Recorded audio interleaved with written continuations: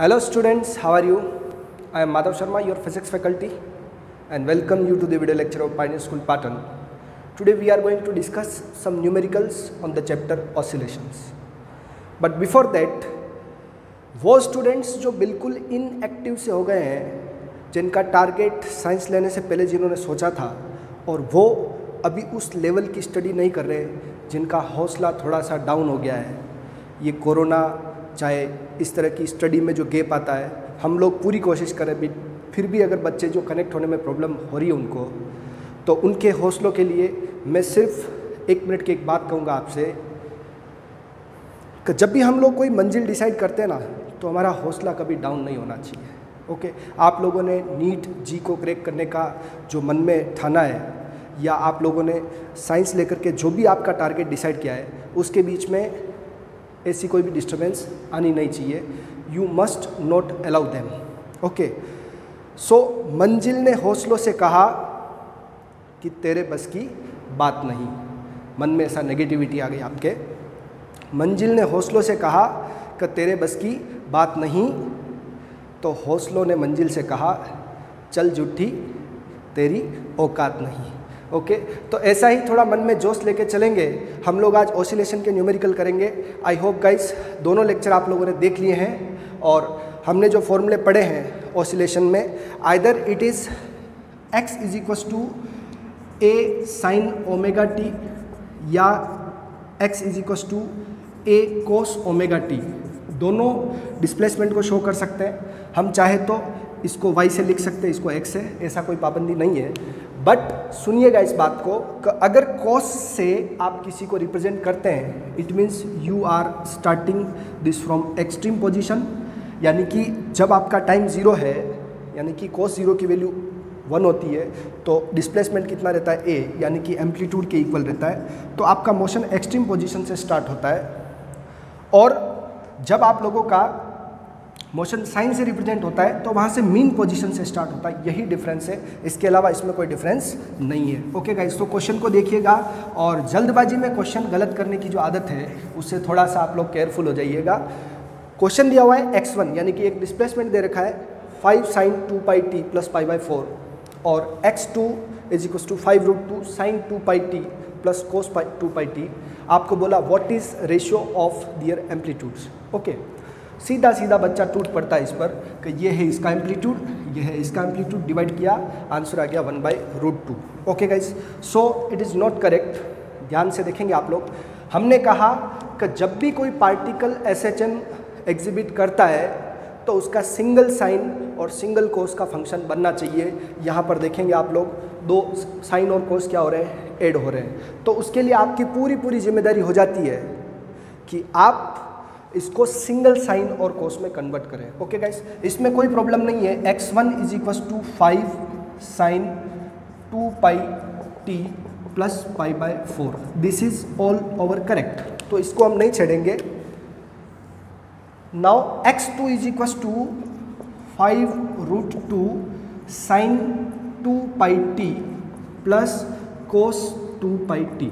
Okay, हमने इसको 2-3 method से समझा है कि अगर इस 5 रूट 2 को इसके साथ भेज देंगे आपको, तो a और b का फॉर्म मिल जाएगा। सबसे बेटर तो आपके लिए वो रहेगा कि आप इसको अंदर भेज दें अगर, तो आपको a और b का फॉर्म मिल जाएगा। तो सिंपल वे में हो जाएगा वो कि 5 root 2 sine 2 pi t plus 5 root 2 कोस 2 पाई t। ओके गाइस, तो हमने यहाँ पर इसका स्टैंडर्ड फॉर्म बनाया था कि r, क्या बनाया था, r sine omega t plus 5। Okay, where इसका स्टैंडर्ड फॉर्म में r क्या था, r था a square plus B square का स्क्वायर रूट। क्या था, a square plus B square का a square plus B square का स्क्वायर रूट। तो a भी यही है और b भी यही है, तो आपका आंसर हो गया 5 रूट 2 का स्क्वायर प्लस 5 रूट 2 का स्क्वायर। ओके गाइस, और दोनों सेम जब ऐड होते तो पीछे रूट 2 लग जाता है, तो 5 रूट 2 मल्टीप्लाई बाय रूट 2, यानी कि इसका आंसर आ जाता है 10। ओके गाइस, सो r कितना आ गया आपका 10। So resultant amplitude will be 10 sine, दोनों का फंक्शन यानी कि जो जिनका फ्रीक्वेंसी वो सेम है, तो आप ऐसा कर सकते हैं 2 पाई टी प्लस इनका फाई का वैल्यू भी आपको आना चाहिए। फाई का वैल्यू क्या होता है गाइस, इसके फाई का value tan inverse B by A, दोनों ही सेम है, बी और ए दोनों सेम है, तो हमारे पास टेन इनवर्स 1 आ गया। और टेन इनवर्स 1 कितना होता है, पाई बाय 4, 45 की वैल्यू 10 में 1 होती है। सो ये आपका फेज डिफरेंस आ गया पाई बाय 4। ओके गाइस, अब आपका यहाँ से क्वेश्चन स्टार्ट होता है कि what is the ratio of their amplitude, इसका रेशियो इससे निकालना है। ओके, तो मैं कहूँ कि A1 बाय A2, यानी कि इसको A1 और इसको A2 माना तो 5/10, सो it will be 1/2। Okay guys, I hope आपको समझ में आया होगा।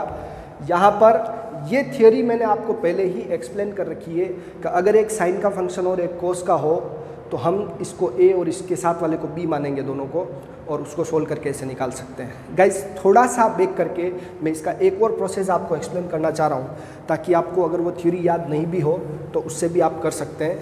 ओके, आंसर आपको मिल चुका है, लेकिन फिर भी इसको थोड़ा सा हम टेक्निकली मैथमेटिकली कुछ और वे में सोल्व कर रहे हैं। क्या करना है हमको, यहाँ पर आपको साइन ए के साथ कोस बनाना है, यानी कि और इसके साथ कोस के साथ एक साइन बनाना है। तो ऐसी कोई डिजिट जो दोनों में साइन और कोस में सेम वैल्यू दे दे, ऐसा आपको नोट करना है। सो 5√2 को √2 से मल्टीप्लाई करना है। ओके, और अंदर क्या करना है, 1/√2 साइन 2 पाई टी प्लस 1/√2 कोस 2 पाई टी।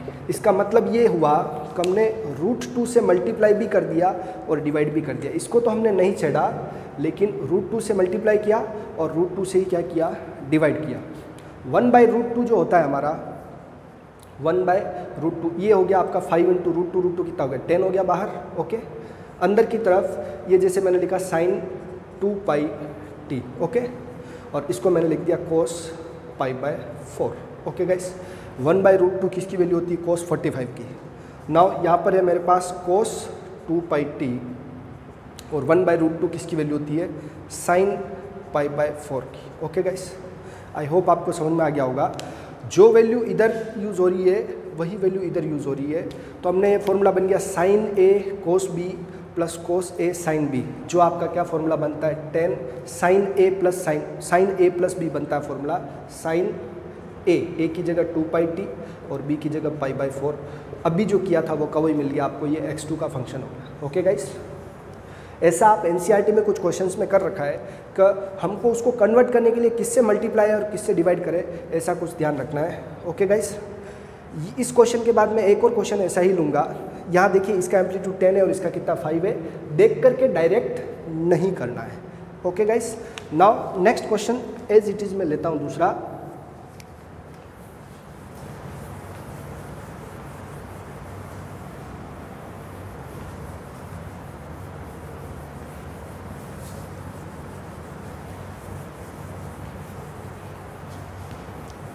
लास्ट मोमेंट तक ये पूरा ईयर आपको लगा रहना पड़ेगा, तब जाकर के आपका टारगेट आपको अचीव होगा।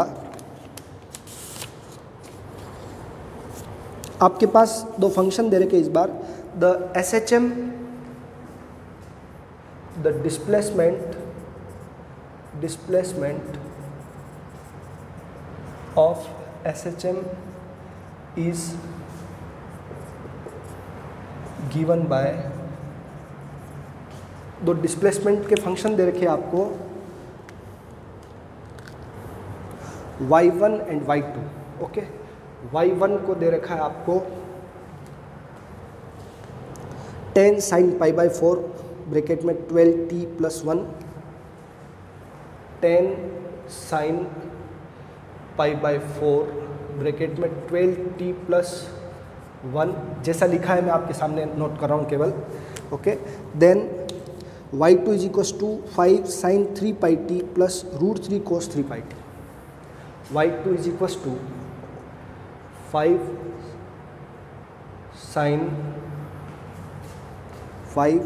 Sign 3 pi t plus √3 cos 3 pi t, sine 3 pi t plus √3 cos 3 pi t. Okay guys, question को आप फिर से देखें। अब आपको क्या निकालना है, very important, then find the ratio of amplitudes and time periods of both, दोनों का एक तो A1/A2 निकालना है और T1/T2। स्क्रीनशॉट ले लें और आप देखें, खुद से ट्राई करने की कोशिश करें। ओके, सो y1 और y2 के दोनों के जो फंक्शन आपको गिवन है उसमें एक तरफ तो पूरा ये फंक्शन किस में कन्वर्टेड है, साइन में है, लेकिन दूसरी तरफ ये साइन में नहीं है, वही साइन और कोस में है। ओके गाइस, ध्यान से देखें आप लोग। तो हम इसको तो नहीं छेड़ेंगे क्योंकि इसको छेड़ने से तो दिक्कत होगी, क्योंकि ऑलरेडी स्टैंडर्ड फॉर्म में y1 = 10 साइन, मैं इसको अंदर भेज देता हूँ बस, तो थोड़ा सा आपको दिखने में अच्छा लगेगा। π/4 को मैंने अंदर भेजा तो ये 4 इससे 12 से कैंसिल हुआ, तो ये हो गया 3πt। ओके, और 1 से मल्टीप्लाई किया तो ये आ गया π/4। ऐसा कर सकते हैं। y1 की तरफ थोड़ा सा आपको ध्यान, y2 है ये, तो y2 = 5 साइन 3πt प्लस √3 कोस 3πt। देख के लग रहा है कि दोनों का एंगल सेम है, तो ये SHM है और इसको केवल अपन को सिंगल साइन और सिंगल कोस में कन्वर्ट करना है। आप 11th क्लास की बेसिक मैथ्स जो साइन के और कोस के फॉर्मूले हैं उनको आप नोट करिएगा, जो भी आपकी नीट गाइड है उसके आगे होंगे, या आप लोग कोई भी ट्रिग्नोमेट्री के इंपॉर्टेंट फॉर्मूलाज करके नोट कर सकते हैं। y2 = यहाँ पर मैं क्या करता हूँ, इसको 1/2 से मल्टीप्लाई, दोनों को 1/2 से मल्टीप्लाई कर देते हैं। ओके, तो 5 × 2, ओके, मल्टीप्लाई बाई 2 और डिवाइड बाई 2 करना है, तो ये आ गया 1/2 साइन 3πt प्लस √3/2 कोस 3πt। ये मैथमेटिक्स है एडजस्टमेंट वाली। ओके, आपको ध्यान रखना है, हमें इसको कन्वर्ट करना है। तो सीधा देखिए, एक तरीका तो वही है कि इसको A और B एज्यूम करते हुए आप अपना काम कर सकते हैं, 101% आंसर सही आएगा, पहले इस मेथड से और फिर वो जो आपको कल समझा रखा था। तो इससे क्या होगा देखिएगा, 5 × 2 = 10। ओके, ये साइन का फंक्शन है ऑलरेडी, साइन 3πt, तो यहाँ हमारे पास क्या बन जाएगा, 1/2 कोस में किसकी वैल्यू होती है, कोस π/3 की, कोस 60 की होती है, प्लस यहाँ पर हमारे पास कोस 3πt पहले से है, तो हम यहाँ पर √3/2 को क्या लिख सकते हैं, साइन π/3। ओके गाइस, ये आपका फॉर्मूला हो गया, sine A cos B plus cos A sine B, तो ये हमारा हो गया 10 साइन A प्लस B, यानी कि 3πt प्लस π/3। ओके गाइस, ये आपका y2 सिंगल साइन के फंक्शन में कन्वर्ट हो गया। Now you have to find the ratio of their amplitudes. तो इसका एम्पलीट्यूड ये रहा, इसका एम्पलीट्यूड ये रहा, सो दोनों का रेशियो क्या हो गया, 10/10, यानी कि 1:1। तो रेशियो ऑफ एम्पलीट्यूड्स कितना हो गया, 10/10, so it is 1:1। Okay, now omega T, omega की जगह 3π है और यहाँ पे भी क्या है, ओमेगा की जगह 3π है, so you will have omega T1/T2 चाहिए आपको, तो क्या होता है आपका ω/2π/ω, 2π/ω और 2π/ω। ओमेगा की जगह लिखा हुआ 3π, यहाँ पे भी 3π, तो ओमेगा सेम है तो टी भी क्या हुआ, सेम हुआ, so will have again ratio 1:1। समझ में आ गई बात, क्योंकि इनका ओमेगा जो है वो कितना है, 3π है। ओके, सो क्या किया मैंने, 2π/3π और साथ में 2π/3π, सो इससे आपका 1:1 आंसर आ गया। ओके गाइस, सो इन दोनों फंक्शन के लिए एम्पलीट्यूड का रेशियो भी 1:1 है और टाइम पीरियड का रेशियो भी 1:1 है। ओके, टाइम पीरियड का रेशियो आप अगर इनका फंक्शन सेम है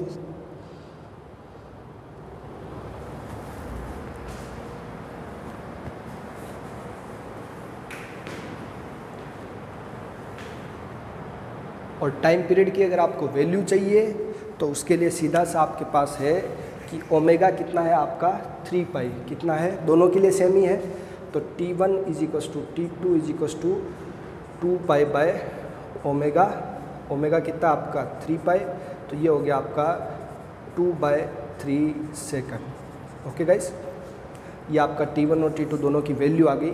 ऑल तो हमको क्वेश्चन में क्या पूछ रखा है, रेशियो ही पूछ रखा है।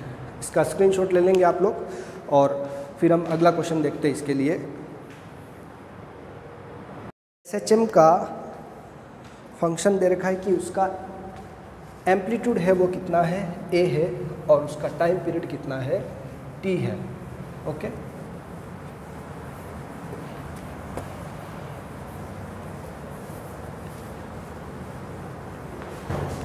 Amplitude of SHM is A and time period is T। ठीक है, उसका एम्पलीट्यूड कितना है, A है, और टाइम पीरियड कितना है, T है। Then what is time taken for displacement x is equal to A to A/2। Okay, A से A/2 होने में उसको कितना टाइम लगेगा। ओके गाइस, अब इसका ऑप्शन है T/2, B T/3, C T/4, D T/6। Okay, समझ गए आप लोग। अब मेरी बात को समझने की कोशिश करना, और ऐसे है कि ये आपका कोई फंक्शन है। ओके, जो भी मोशन है उसमें ऐसा बोला गया है कि इस तरह का इसका कोई फंक्शन है। आपको बोला गया है कि A से, ये इसका क्या होता है, एम्पलीट्यूड, यहाँ से यहाँ तक का टोटल टाइम कितना लगता है, T टाइम लगता है। तो यहाँ से A/2 का होगा, लगभग यहाँ होगा, तक पहुँचने में उसको कितना टाइम लग रहा है, ये टाइम हमको निकालना है। ओके, तो यहाँ से मोशन कौन सा स्टार्ट होता है, ऊपर से कौन सा स्टार्ट होता है, कोस का। कौन सा स्टार्ट होता है, कोस का। अगर मोशन ही यहाँ से स्टार्ट हो तो कोस का फंक्शन रहता है, तो हम ये लिख सकते हैं कि x इज इक्वल टू, या कोस वाले को हम y से लिखते हैं, उससे कोई प्रॉब्लम नहीं है, y is equal to A cos omega t। Okay guys, क्यों, क्योंकि इसने कहाँ से बोला, A से कहाँ तक जाना है, A/2 तक। अब ये तो स्टार्टिंग पॉइंट था। A/2 क्या है, उसका इंस्टेंटेनियस डिस्प्लेसमेंट है, जो हम x या y से लिखा जाता है। ओके, तो इसको थोड़ा सा फॉर्म में मैं लिख रहा हूँ कि A cos ओमेगा की जगह 2π/t, और ये लगा हुआ टाइम स्मॉल t। ओके, कहाँ से कहाँ जाना है, A से A/2, तो डिस्प्लेसमेंट कितना हुआ उसका, A/2। इंस्टेंटेनियस डिस्प्लेसमेंट कितना हुआ, यहाँ से अगर ये यहाँ आता है तो उसका डिस्प्लेसमेंट क्या होता है, A/2। ओके, तो ये हो गया A/2। Okay guys, so it will give you A से A कैंसल। नाउ हमारे पास ये आ गया cos 2π/t into T is equal to 1/2। तो आपको पता होगा कि 1/2 कोस में किसकी वैल्यू होती है, cos π/3 की। cos 60 की होती है तो cos π/3, और इससे आपको आंसर मिल जाएगा cos 2π/t into small T. cos से cos कैंसल। ओके, और cos π/3 लिखना, सॉरी मैंने गलती से लिख दिया ऐसा।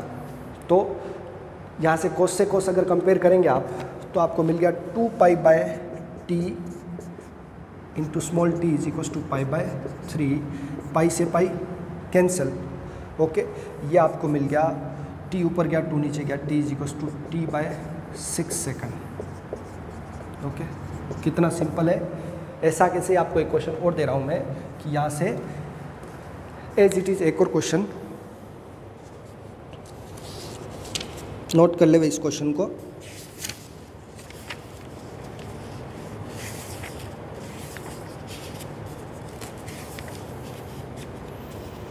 A shortest distance traveled by the particle executing SHM from mean position in 2 seconds is equal to √3/2 of its amplitude. Then determine time period. इसी का उल्टा क्वेश्चन है, समझिएगा।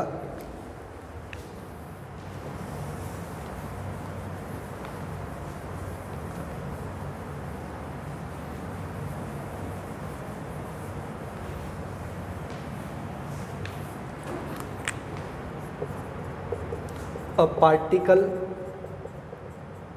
in SHM starting from mean position, यानी कि sign का function है starting from mean position. A particle in SHM starting from mean position covers root 3/2 of its amplitude in 2 seconds. Then what is its time period? तो इसका एक oscillation में लगा हुआ टाइम कितना है। ओके गाइस, आपको नोट करना है। ऑप्शन दे देता हूँ मैं आपको, A 6 second, B 4 second, C 10 seconds और D 12 सेकंड्स। ओके गाइस, ध्यान से देखें, स्क्रीनशॉट ले लेवे और फिर खुद से ट्राई करें। एक पार्टिकल जो SHM में मीन पोजीशन से स्टार्ट होता है, तो इसका मतलब उसका जो फंक्शन है वो x is equals to A sine omega T है। ओके गाइस, क्या है? A sine omega T. Now हमें ये कहा गया कि वो 2 सेकंड में, यानी कि t कितना है उसका 2 सेकंड है, t is equals to 2 second and he will cover instantaneous displacement of root 3/2 of A। तो सीधा सीधा ये हो गया root 3/2 of A is equals to A sine omega कितना होता है 2 T। ये कैपिटल T आपका क्या है? Time period.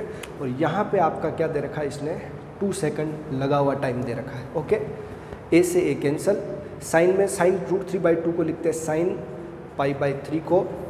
ओके, साइन 60 की वैल्यू रूट 3/2 होती है, साइन 2πT और ये मल्टीप्लाई बाय 2 पूरा है साथ में। साइन से साइन अगर कंपेयर करें तो π/3 आपका कितना हो गया? π/3 is equals to 4π/T। Okay guys, pi से पाई कैंसल, T को उधर भेजा, so it will give you 12 second. Okay guys, screenshot ले ले इसका और अपने आंसर से मैच करें। 12 सेकंड टाइम पीरियड है उसका। ओके गाइस, इस तरह के बहुत सारे बेसिक क्वेश्चंस आपको रिपीट करने हैं जो आपकी बुक्स में दे रखे हैं NCERT वगैरह में। क्वेश्चन नंबर टेक्स्ट बुक के 1 to 5 तक तो कंप्लीट आप लगे ही ले, कौन सा पीरियोडिक है, कौन सा नॉन पीरियोडिक, कौन सा हार्मोनिक है। ओके, नॉर्मल से क्वेश्चंस हैं। देखिएगा अगला क्वेश्चन, एक पार्टिकल जो SHM में है उसका जब डिस्प्लेसमेंट 3 मीटर है तो उसकी स्पीड 4 मीटर पर सेकंड है। Okay, a particle in SHM has velocity 4 meter per second when its displacement is 3 meter from mean position and its velocity is 3 meter per second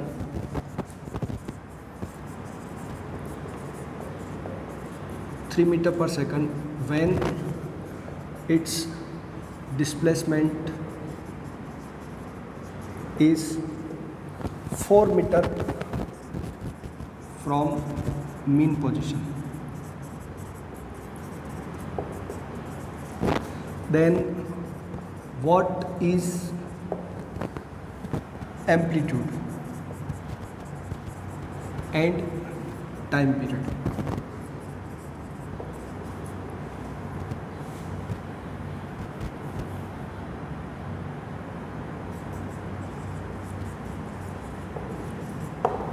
T और A निकालना आपको।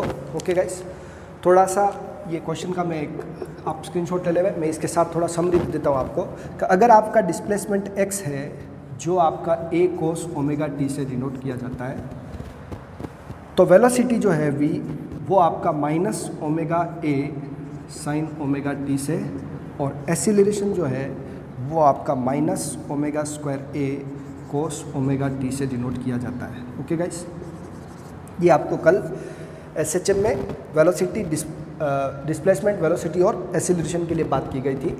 यहाँ पर हमने एक और रिलेशन बिल्डअप किया था कि velocity is equal to omega square minus a square minus x square. इस तरह का आपका एक ओमेगा होगा बाहर, ओमेगा रूट ओवर ए square minus x square. Okay guys, समझ में आ गया? ये आपको मैंने कल बता दिया था रिलेशन। इसी को स्पेशल साइन ओमेगा टी को 1 minus cos square omega T put करके फिर अपन ने इसको डिराइव किया था।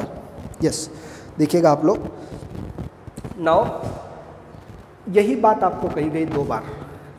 जब उसकी वेलोसिटी एसएचएम में है, उसकी वेलोसिटी 4 मीटर पर सेकंड है। ये मैक्सिमम वेलोसिटी नहीं है, उसका एम्पलीट्यूड नहीं दे रखा है, उसकी इंस्टेंटेनियस वेलोसिटी दे रखी है v, इसके इक्वल होगी। ओके, और उस समय उसका इंस्टेंटेनियस डिस्प्लेसमेंट, ये भी एम्पलीट्यूड नहीं है, ये भी इंस्टेंटेनियस डिस्प्लेसमेंट है। तो when x is equal to कितना है, डिस्प्लेसमेंट कितना है 3 मीटर, तो v is equal to 4 metre पर सेकंड। तो इस इक्वेशन को फ्रेम करें अगर इसमें, तो 4 is equal to omega root over A square minus 3 का स्क्वायर, ये इक्वेशन 1 हो गई।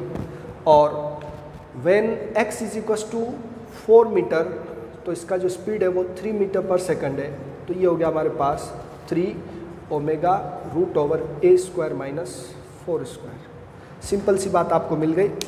अब इक्वेशन 1 और 2 को डिवाइड करें तो हमारे पास a आ जाएगा, equation 1 divide by equation 2, 4 divide by 3 omega root over A square minus 9 divide by omega A square minus 16।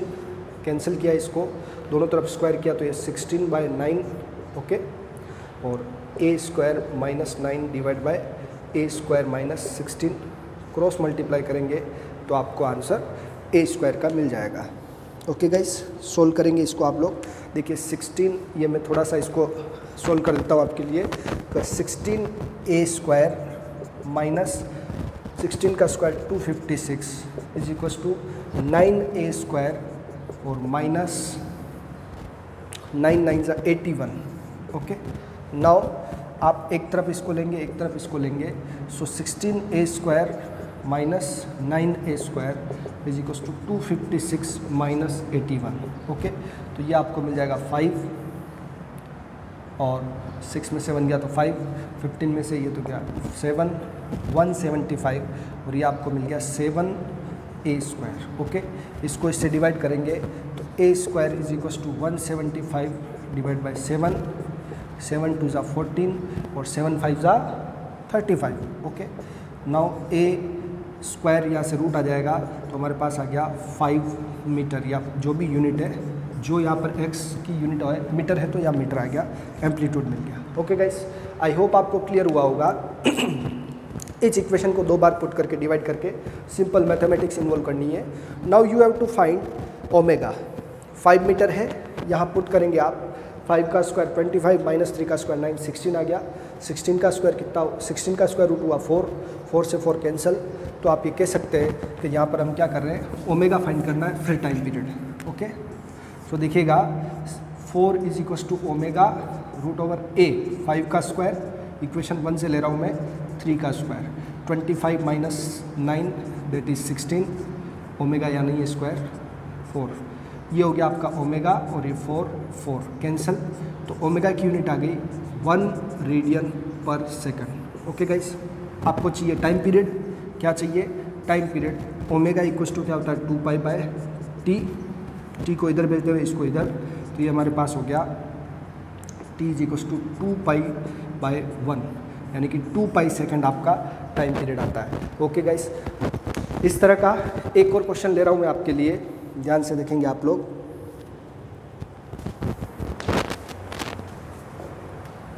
Screenshot ले ले भाई इसका। There are lots of question, जैसे ही आप बुक उठाएंगे टॉपिक वाइज आपको क्वेश्चन मिल जाते हैं। जी गाइड में एनसीईआरटी ड्रिल करके दे रखे होंगे। ओके, बहुत ज़्यादा पुराने क्वेश्चन आपको नहीं करने हैं। बहुत ज़्यादा ओल्ड क्वेश्चंस में क्या होता है कि जो कंसेप्ट्स अभी एनसीईआरटी फॉलो नहीं करती है वो भी दे रखे होते हैं, तो ज़्यादा ओल्ड क्वेश्चंस को करने का ट्राई नहीं करें। जब सब हो जाए तो फिर उस पर आप जा सकते हैं। A particle executing linear SHM has maximum velocity of 40 centimeter per second and maximum acceleration of 50 centimeter per second square. Find the amplitude and period of oscillation. Same question है, मैं डायरेक्ट अब शॉर्ट में question लिख रहा हूँ। Maximum velocity दे रखा है आपको, मैक्सिमम वेलोसिटी 40 सेंटीमीटर पर second. Okay guys, and maximum acceleration दे रखा है आपको 50 सेंटीमीटर पर second square. Okay, now to calculate, to find, एक तो आपको एम्पलीट्यूड निकालना है और एक आपको टाइम पीरियड निकालना है। सिंपल सा एक क्वेश्चन मैंने ये बना दिया है और ध्यान से देखेंगे आप लोग। अभी इन बातों पे आपको कुछ मैंने यहाँ नोट करवाया था। क्या था कि डिस्प्लेसमेंट होता है आपका a cos omega T, velocity होता है आपका minus omega a sin omega T, acceleration होता है आपका minus omega square a cos omega T. अगर आप जब इसको साइन से स्टार्ट करते हैं तब। तो इस बार आपको इनके एम्पलीट्यूड्स दे रखे, किसके, वेलोसिटी और एक्सीलरेशन के। तो ओमेगा ए माइनस को आप इंपॉर्टेंस ना दें क्योंकि यहाँ पर वैल्यू दे रखी है सिर्फ आपको, और ओमेगा स्क्वायर ए की वैल्यूज़ आपको दे रखी है। तो मैक्सिमम वेलोसिटी एम्पलीट्यूड दे रखा आपको। वेलोसिटी एम्पलीट्यूड क्या होता है? Velocity amplitude omega a is equals to 40 centimetre पर सेकंड। ओके, नाउ आपको दे रखा है एक्सेलरेशन एम्पलीट्यूड। एक्सेलरेशन की वैल्यू जो है एम्पलीट्यूड की वो ओमेगा स्क्वायर ए होती है, जो आपको दे रखा है 50 सेंटीमीटर पर सेकंड। ओके, नाउ आपको इन दोनों को अगर डिवाइड करते हैं, इक्वेशन 2 डिवाइड बाय इक्वेशन 1, तो आपको इसका ओमेगा मिल जाएगा। ओके, तो omega square a divide by omega a is equals to 50 by 40, a से कैंसल, यहाँ पर आपका ओमेगा रह गया, ओमेगा आपको मिल गया 5/4। कितना मिल गया? 5/4 रेडियन पर सेकंड। बट गाइज आपका काम क्या है? टी निकालने का है। यहाँ पर क्या फाइंड करना है आपको? टी फाइंड करने का है। तो टी इज इक्वल्स टू क्या होता है? 2π/ओमेगा। पुट करें इसमें ओमेगा की वैल्यू और आपको आंसर मिल जाएगा। So T will be equals to 2π/5/4। Okay, 8 4 2 8/5 pi second. ये आपका क्या हो गया? समझ में आ गया गाइस? क्या है? 8/5 सेकंड इसका टाइम पीरियड हो गया। नाउ इसको आप चाहे तो किस में कन्वर्ट कर सकते हैं? 8/5 विल गिव यू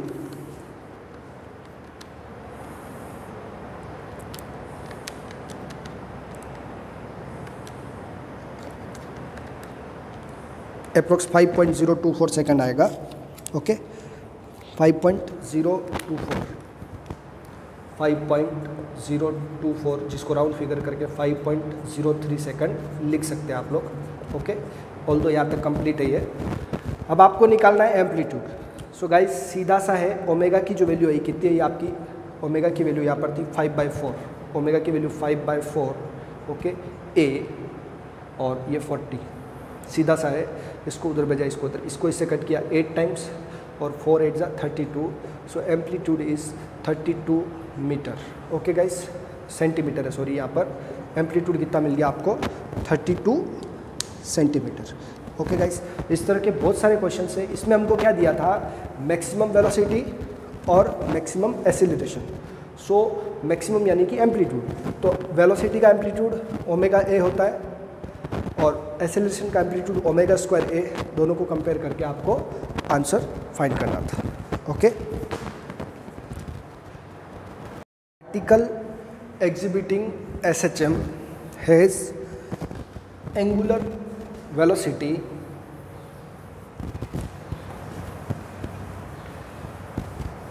यानी कि omega.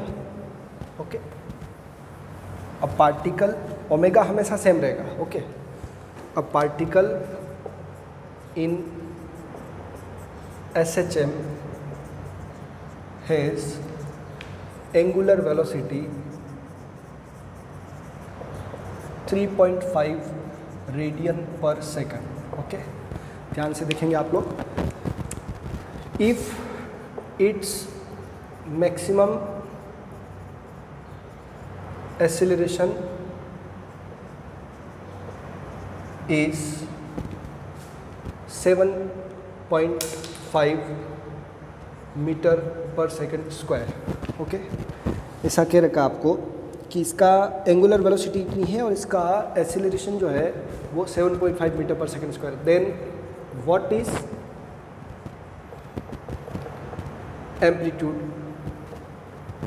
What is its maximum displacement, यानी कि आपको एम्पलीट्यूड निकालना है। क्वेश्चन देख ले आप लोग, सीधा सीधा आपको क्वेश्चन गिवन है कि एसएचएम में है, उसका एंगुलर वेलोसिटी यानी कि ओमेगा दे रखा आपको 3.5 रेडियन पर सेकंड। देन आपको दे रखा है मैक्सिमम एक्सीलरेशन, जिसको हम लिखते हैं ओमेगा स्क्वायर ए 7.5 दे रखा है। ओके, बस आपका काम हो जाता है यहाँ से ए फाइंड करना। तो ये ओमेगा की वैल्यू कर दे, तो which implies a is equal to 7.5 divide by omega square. Okay, omega की वैल्यू डबल टाइम पुट करनी है, 7.5 divide by 3.5 multiply by 3.5, omega की वैल्यू इसमें पुट कर दी। इससे हमारा आंसर आ जाएगा। कैलकुलेटर यूज़ कर ले आप लोग direct. 7.5 divide by 3.5, you will have 0.061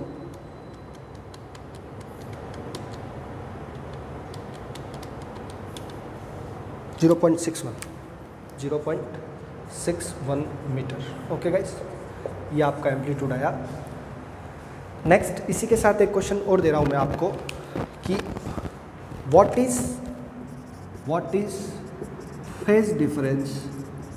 कल के लेक्चर का मोस्ट इम्पॉर्टेंट क्वेश्चन है ये।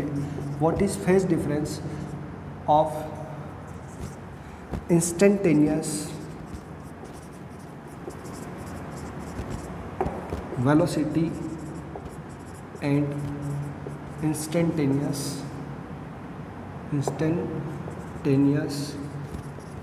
acceleration in SHM। ऑप्शन है आपके पास पाई, 3π/2, ठीक है, 0.5 पाई, लास्ट 2 पाई। ओके, ध्यान से देखेंगे आप लोग। कल मैंने 3 पॉइंट बना के बताए थे आपको कि वेलोसिटी सबसे पहले x से π/2 आगे होता है आपका v। ओके, और v से π/2 आगे होता है आपका a। समझ में आएगी बात। डिस्प्लेसमेंट से आगे होता है π/2 वेलोसिटी, और वेलोसिटी से π/2 आगे होता है आपका एक्सेलरेशन। तो इसका मतलब इन दोनों के बीच का डिफरेंस कितना हुआ, π/2, जो आपको यहाँ पर ऐसे लिखा हुआ है इस फॉर्म में। ओके गाइस, इस तरह के बहुत सारे क्वेश्चंस आप करेंगे। मिलते हैं नेक्स्ट लेक्चर में, तब तक एंजॉय योरसेल्फ। याद रखिएगा, हौसले पस्त नहीं होने चाहिए, आपका हौसला डाउन नहीं होना चाहिए। बाय बाय, मिलते हैं अगले लेक्चर में।